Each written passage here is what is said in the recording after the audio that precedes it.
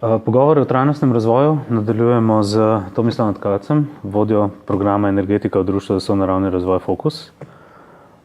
Danes se bomo, glede na tvojo funkcijo, posvetili energetiki v današnjem pogovoru. Ima Slovenija potencial, da postane energetsko samopreskrbna? In kakšno vlogo bi moral pri tem odigrati recimo obnovljivi viri? Ja, naj na začetku povem, da je to kar velik problem. Recimo Slovenija je leta 2011 uvozila 48% energije, ki smo jo porabili. Uvozimo vso nafto, ves plin, torej celoten sektor transporta je odvisen od uvoza. Podobno je tudi pri ogrevanju, sicer ne 100%, ampak kar velik delež je odvisen od uvoza. Seveda potencial je, ampak prvo moramo delati na zmanjšanju rabe energije, torej zmanjšanju tega uvoza. Druga stvar so pa obnovljivi viri energije, recimo. Tudi EU je pokazala, da si želi takšne usmeritve, ker tudi na ravni EU se plačajo ogromne količine denarja, grejo ven iz EU-ja samo zaradi uvoza energije. In tako si EU zastavlja že cilje že za leto 2020, nekako 20% delež obnovljivih virov energije, 20% zmanjšanje rabe energije. Trenutno poteka debata o ciljih za leto 2030, za 2050 že. In nekaj se dogaja na tem področju, ampak konkretiziranega še ni tako veliko. Se pravi, cilj je po eni strani racionalizacija potrošnje, na drugi strani pa tudi najbrž nadgradnja obstoječih virov, ali ja, kakšne razmere med tema dvema? Moram povedati, da pri odločevalcih se ta sektor zmanjšanja rabe energije oziroma ta vidik nekako ne pojavlja v ospredju, ker to pomeni manj davkov za državo, ne vem, kjer se zapravi manj denarja, manjša rast BDP-ja recimo. Tako da se usmerjajo bolj v proizvodnjo več energije. Sicer to govorijo na podlagi tega, ker za rast gospodarstva potrebujemo več energije, ampak se kaže pri določenih državah, da ni tako. Rusija porabi ogromno količine energije, pa ima majhen BDP. V primerjavi z Dansko, recimo, ki je svoj BDP podvojila ob enaki rabi energije.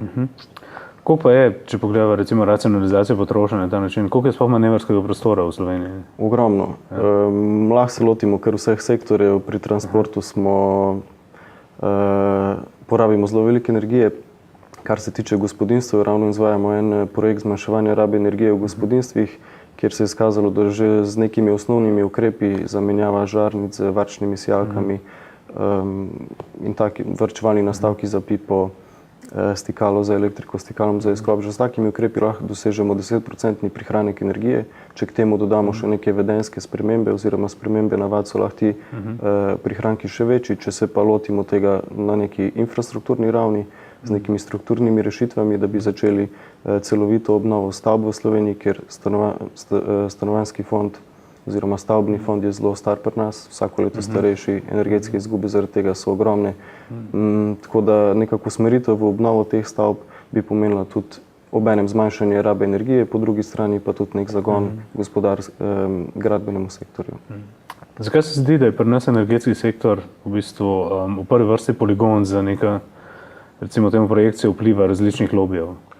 Koliko besede ima zdaj v energetskem sektorju politika in koliko gre res za strokovne odločitve? Zdaj moram reči, da je podobno v vseh sektorjih pri nas. Pač ljudje dojemajo politike, ki pridejo na oblast, in zaradi takšnega dojemanja so si tudi politiki sami krivi, ker delujejo tudi na tak način. Ko prideš na oblast in dobiš v last in upravljanje celotno državo, ti vodiš vse je tvoje.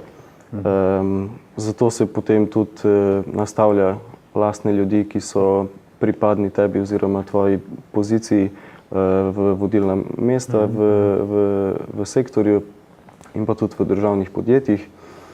Kar se pa stroke tiče, je pa tako, da znotraj ene vede obstaja tudi 1000 različnih pogledov in politiki bodo vedno našli del stroke, ki bo njim uprit in bo govoril v smeri, ki si oni želijo.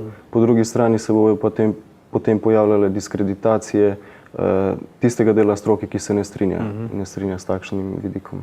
A v takih okoliščinah sploh mogoče v bistvu neko dolgoročno načrtovanje energetskega sektorja oziroma razvoja na tem področju, ki bi segal nekako, ki bi bil v korist širše družbe, v bistvu ne samo posameznih lobijev? Zdaj, izostanek tega nacionalnega energetskega programa kaže, da nekako ne, ali v čem je razlog? Ja, no, prvi problem je, da nekih dolgoročnih projekcij v sektorju energetike je zelo težko delati, ker nikoli ne moreš vedeti na vse dejavnike, ki bojo vplivali na to v prihodnosti. Torej, od takrat, ko si ti zastavi neko strategijo, že naslednji dan se lahko neka inovacija sproži čisto drugačen razvoj v drugo smer. To je eno. Drugo je, da ja, pri nas smo zelo slabi, kar se tega tiče. To je pokazala že resolucija o nacionalnem energetskem programu iz leta 2004, kjer so bili zapisani cilji, ukrepi, strategija, politike, kako bomo delovali na področju energetike. Pa se je izkazalo, da na področju učinkovite rabe energije se je uresničilo 4% teh ukrepov, ki so bili zamišljeni. Po drugi strani je TEŠ že skoraj zgrajen, ki ga sploh ni v tej resoluciji o nacionalnem energetskem programu. Nov nacionalni energetski program je v predalu že nekaj časa, čeprav se je debata o njem začela že pred več kot 2 leti. Prejšnja vlada si je zamislila, bomo naredili nacionalni energetski koncept, ki ne bo tako zavezujoč kot program. Pač vsaka vlada, ko pride gor, ima svoje preference, svoje vidike, svoje usmeritve in začne to forsirati. Obenem pa smo zdaj videli, da vlade pri nas ne zadržijo ravno dolgo v zadnjem času. Zdaj po nekaterih ocenah, ki sem jih videl velikih energetskih projektov, kot sta recimo TEŠ6 ali pa drugi blok jedrske elektrarne Krško, sploh ne potrebujemo. Ja, že v tej zasnovi, ki jo imajo za prihodnost, se nekako vidi, da del energije, ki jo bo TEŠ6 proizvedel, bo šlo v izvoz. Ob tem želijo še zgraditi drugi reaktor v Krškem, ki bi bil namenjen v celoti za izvoz, ker toliko električne energije mi ne potrebujemo, ne rabimo. Sploh, če bi pa delali na učinkoviti rabi energije in zmanjšanju rabe energije, bi pa ta delež še zmanjšali. Kaj pa argumentacija, v bistvu, da je bil drugi blok, recimo jedrske elektrarne, namenjen predvsem temu, da bi nasledil prvi blok, ki bi ga bilo treba zapreti? No, to zdaj govorimo o nekih dolgoročnih rešitvah po letu 2025, po letu 2043.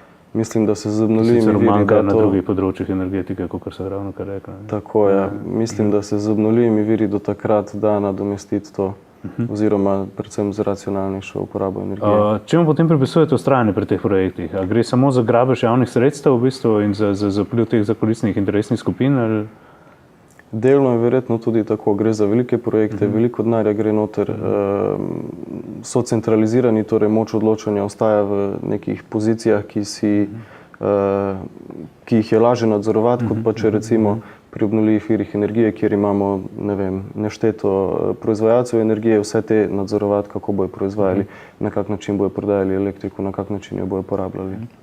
Kako sicer ocenjujete načrte nove vlade na področju energetike? Ker imajo taka čudna kombinacija. Na eni strani se zauzemajo za mogoče rahlo protislovna, za velike infrastrukturne projekte, na drugi strani tudi za zelene projekte, kot so energetska sanacija stavb, ki se že prej omenili in tako naprej. Ja, no, rekel bi, da gre za neko protislovje. Po eni strani govorijo o usmeritvi v nizkoogljično družbo in v trajnostni razvoj, po drugi strani govorijo o odpiranju rudnika Brnica za potrebe termoelektrarne Trbovlje, o podaljševanju življenjske dobe jedrske elektrarne, o možnosti graditvi drugega reaktorja jedrske elektrarne. To nekako ne gre skupaj. Torej, trajnostni razvoj in takšna usmeritev, to ne more biti v istem odstavku in ne vem, kako si to oni predstavljajo. V vašem prispevku za naš forum Revolt in alternative ste ugotovili, da večina državljanov ne posreča ravno dovolj pozornosti energetiki. Ne glede na to, da ima ta velik vpliv na njihova življenja. Če drugo ne, v bistvu že s položnicami in sploh pač energijo rabijo na vsakem koraku. Kako to spremeniti? No, dokler je elektrika v tičnicah, dokler imamo primerno, vsaj kolikor toliko primerno ogrevana stanovanja, se noben ne bo preveč ukvarjal z energetskim. In dokler ni to predrago. Ja, in dokler niso cene predrage, se ne bo noben ukvarjal z energetskim sektorjem. Po drugi strani je trenutno v družbi toliko problemov, ki vplivajo neposredno na vsakodnevno življenje ljudi, da ljudje so se odločili, da se bodo teh problemov začeli lotevati prej kot pa energetike. Po drugi strani se ne dojema energetskega sektorja kot nekega področja, kjer bi se lahko razširila demokratizacija družbe. Po eni strani, ker recimo dober primer je Nemčija, kjer so zelo napredni na področju obnovljivih virov energije, recimo, in se grejo nek energy transition, torej energetsko tranzicijo. In se je izkazalo, da so lastniki teh obnovljivih virov energije, v večini posamezniki oziroma zadruge. Več kot 50% je lastništvo pri njih. Največja 4 podjetja energetska v Nemčiji imajo pa delež manj kot 20%, kar se kaže na to, da nekako izgubljajo svojo moč, izgubljajo svojo pozicijo, ta velika energetska podjetja. Bolj pomembni po drugi strani pa postajajo posamezniki, ki proizvajajo energijo za svoje potrebe in viške tudi prodajajo v omrežje. In tu se nekako pojavlja nov koncept, torej porabnik in proizvajalec obenem. Obenem in s tem enostavno dobimo to, kar se ti omenil kot demokratizacija energetskega sektorja, se pravi, da ljudje postanejo aktivni zaradi tega, ker sami sodelujejo v dveh vlogah, ne samo kot potrošniki, ampak sami postanejo... Niso več odvisni od velikih podjetij, ki jim dirigirajo cene in tako dalje. Sicer zaenkrat jim še zagotavljajo zadostno količino energije, ampak tudi to se lahko spremeni. Torej dobiš nek nadzor nad tem, koliko energije porabiš, koliko energije proizvedeš, nisi odvisen od drugih dejavnikov. S tem dobiš tudi neko pozicijo, dobiš tudi več odgovornosti na nek način. Kako v tem pogledu vidite vlogo vstajniškega gibanja? Ima dovolj potencijala za korenitejše spremembe? Ja, to bomo še videli. Zdaj, kolikor se je zaenkrat izkazalo, je usmeritev predvsem v te trenutno kritične družbene zadeve, ko izgubljamo neke pravice, ki smo si jih priborili v prejšnjem stoletju. Te pravice nekako izginjajo, neoliberalna politika se širi v vse pore našega življenja in predvsem to vidim kot bistvo trenutno in nekako usmeritev, proti čemur se bojujejo oziroma se bojujemo. Energetski sektor oziroma energetika, okolje, tudi zdravje ljudi, ki je povezano z energetskim sektorjem, so nekako v ozadju. Kako to spraviti naprej, pa verjetno bi bilo treba rešiti prvo tiste ključne probleme družbe, potem se pa osredotočiti na te probleme. Super, hvala za obisk. Hvala tudi vam. Veliko srečno in uspeha pri delu tudi naprej. Hvala.